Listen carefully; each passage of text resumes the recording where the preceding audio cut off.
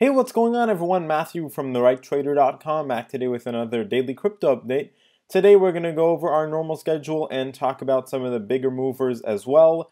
We're seeing cryptocurrencies bounce and Bitcoin is now pushing higher towards $11,000.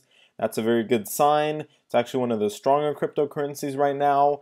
Litecoin and Ethereum a little bit less strong than Bitcoin, not doing bad either, holding up pretty well. Nano is actually one of the bigger movers here, up 17% over the past 24 hours, and it's really been advancing nicely. I'm going to go over the chart because we've got some interesting developments there. Lisk up 10% over the past 24 hours, also doing pretty good. And really you can see there are a couple cryptocurrencies that are in the red, but for the most part, cryptocurrencies are finally coming back up. And I think just to give a little bit of a bigger picture view of what's happening, although it may seem like we're taking one step forward, one step back, and we're not really making that much progress, I think over the past 2 weeks what we've really been doing is, making 2 steps forward, maybe 1 step back, and I think we'll probably continue in that pattern, but what matters is we are slowly but surely pushing higher, and that's what's going to, bring us back to the uptrend and start to bring us back to the previous all-time highs. Of course, I'm going to go over the technicals in our normal order in just a second on TradingView. But don't forget to follow me on Twitter for live cryptocurrency market updates. I'll have a link to that in the description. And also make sure to check out my premium content where you can find monthly cryptocurrency buying opportunities as well as 5 high return cryptocurrencies for your 2018 portfolio. Link to all of that in the description of this video. So let's get started with the technical analysis on Nano. And what we saw happen for Nano was we, of course, have been experiencing this newfound short-term uptrend. We did break below the uptrend line, however, and we have, I guess you could say, this new little uptrend line now that's in the making. We could take it like this on a little bit of a, that's our longer-term one, still being in the pretty short-term. But the very short-term uptrend is this line right here. And, it's not even that important. I'm not even going to draw that one in because what matters for the time being is we're actually facing resistance at our previous uptrend line, as you can see, right? We have been moving higher over the past couple days, but we've been facing resistance at our previous uptrend line, which is completely normal, and we're trying to get back above that. It is going to be pretty hard since it is a pretty steep line.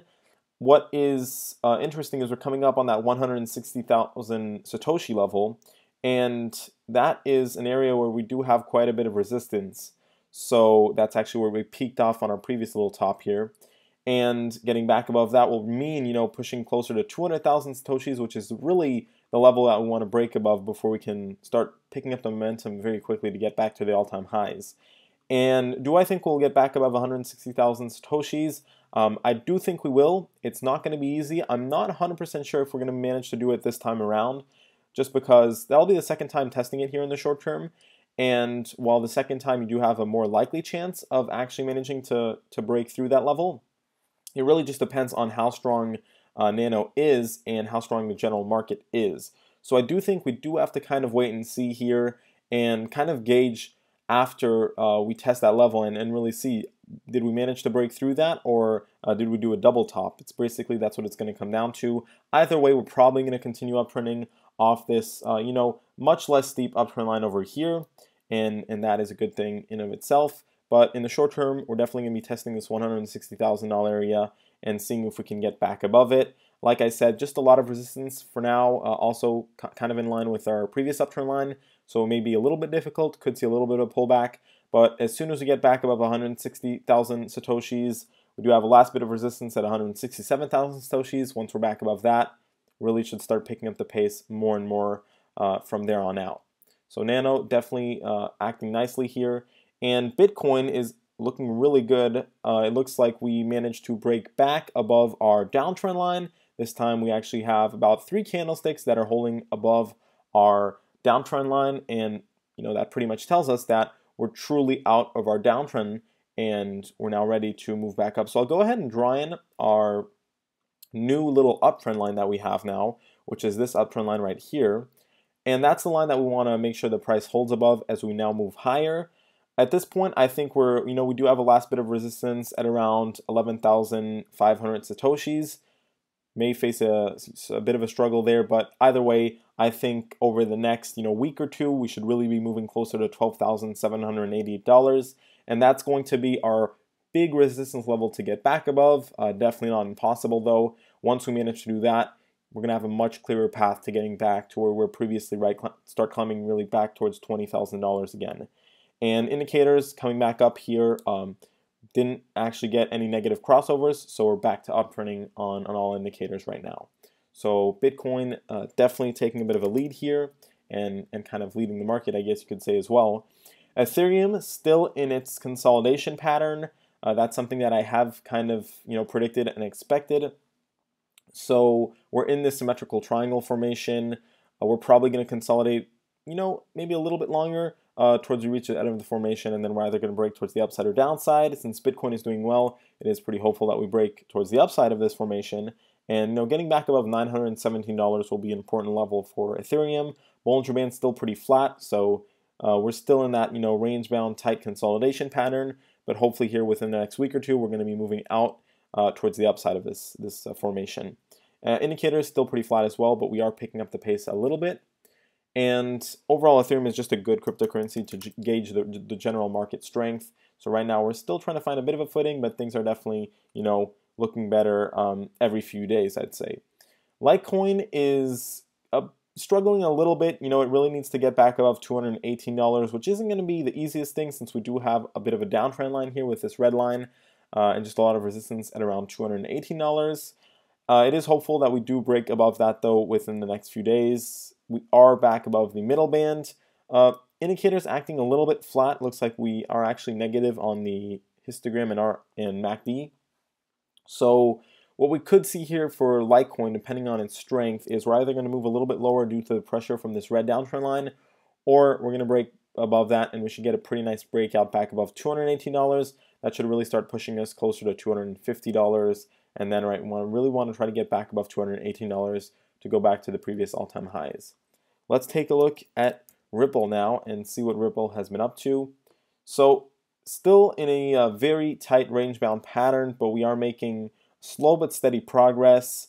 Indicators still very flat, and we're finding our uptrend support off this pink line right here, which is it's not steep at all, right? That's a very minor uptrend, but what matters is that it is, an uptrend nonetheless, and that doesn't put too much pressure on the price, so we're seeing these nice little rebounds here every time we come up on that. Currently what's happening right now, and really getting back above $1 is going to be already very key to get the next bit of strength, and then, $1.23 should make us really start to pick up the pace again.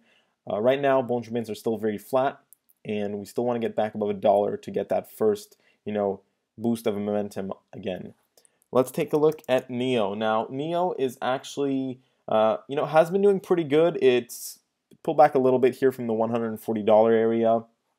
Obviously, a very important resistance level. There's just a lot of resistance in between $140 and $146. Indicators still looking pretty good, right? We're still uptrending there. And we're just in this channel between our two pink uptrend lines. I'm going to go ahead and put this downtrend line in red to avoid any confusion because the charts are getting a little bit messy.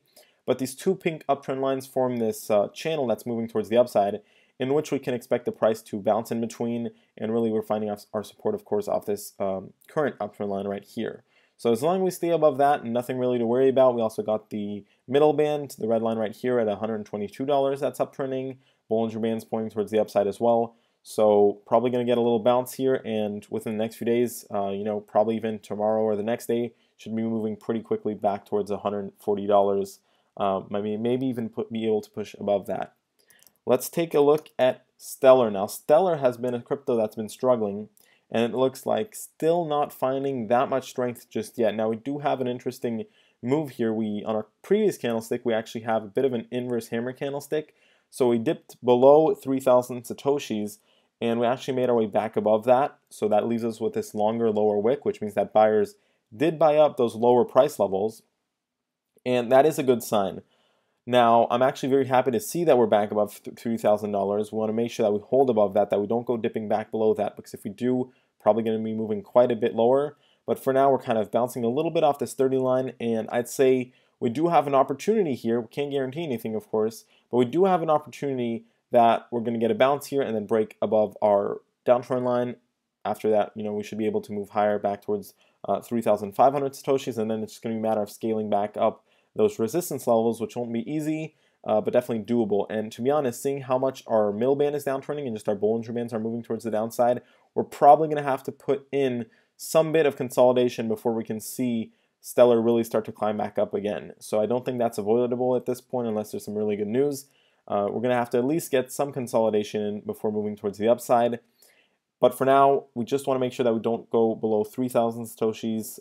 That's really a critical level that we don't want to start moving below. Let's go ahead and take a look at our next cryptocurrency, which is Vertcoin. And Vertcoin has been holding up pretty well, actually. We are managing to just hold this uptrend line, and that's all that matters for now. It'd be nice to trade above the middle band as well. Indicators not looking too bad, a little bit, got a little bit flat after the recent pullback. Hopefully we'll be able to see a bit of an uptrend restart. And like I said, as long as we hold above the uptrend line, nothing really to worry about. We just don't want to go back, at worst below $3.23. But at this point, we can expect a nice little bounce and start moving, just basically trending slowly but surely higher, closer to $5. And then hopefully once we get there, little breakout pushing us closer to $6, maybe even $7 is really what we want to see here for Vertcoin.